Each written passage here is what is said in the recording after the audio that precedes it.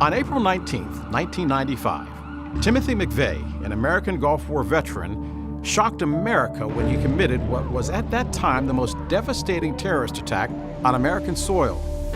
This is the story of the Oklahoma City bombing. On April 19, 1995, a rental truck filled with homemade explosives detonated outside the Alfred P. Murrah Federal Building in Oklahoma City. The blast caused catastrophic damage, leaving 168 people dead and hundreds more injured. The question on nearly everyone's mind was, why?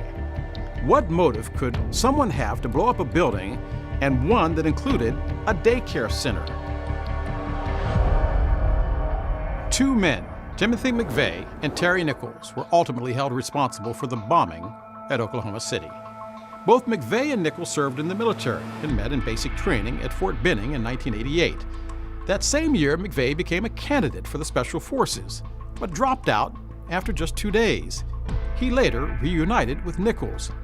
They bonded over their mutual anti-government sentiments. McVeigh's distrust of the government began in high school. As a teenager, he read the Turner Diaries by William Pierce, the leader of one of America's most prominent neo-Nazi organizations at the time. The book outlines a fictional Aryan revolution against the federal government, and its opening scene is eerily similar to the Oklahoma City bombing.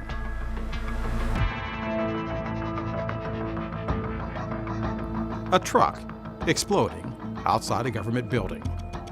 By 1994, McVeigh and Nichols' hatred and distrust of the government had been further fueled by events like the FBI assault on the Branch Davidian compound, home to a religious cult in Waco, Texas. In September of 1994, McVeigh and Nichols began plotting to destroy a federal symbol. They chose the Alfred P. Murrah Federal Building in downtown Oklahoma City. On the morning of April 19, 1995, McVeigh parked a rental truck filled with homemade explosives outside the Alfred P. Murrah Federal Building. At 9:02 a.m., he detonated the bomb.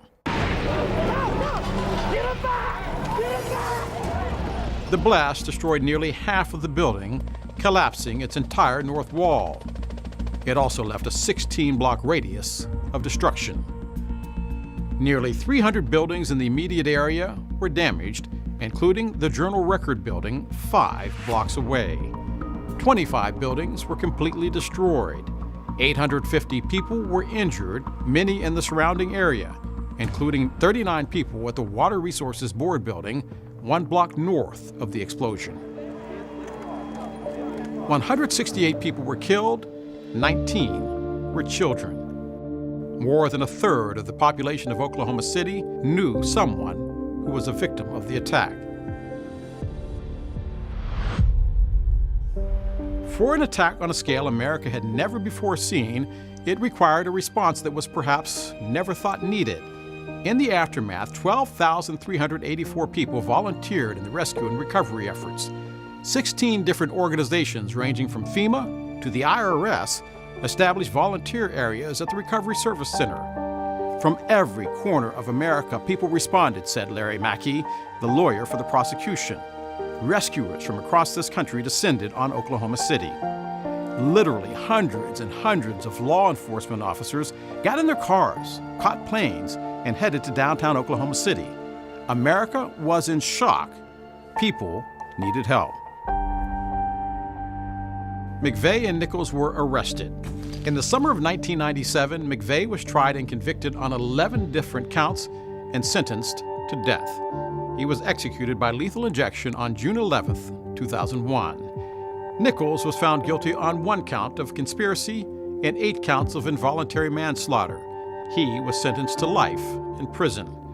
In 2004, he was tried again on state charges in Oklahoma and convicted of 161 counts of first-degree murder, including fetal homicide. He received 161 consecutive life terms in prison. Today, the Oklahoma National Memorial Museum honors those who lost their lives and the survivors of this horrific attack. Even decades later, Americans still try to find rationale and reason, an explanation for acts of senseless terror, and hope that they will never happen again.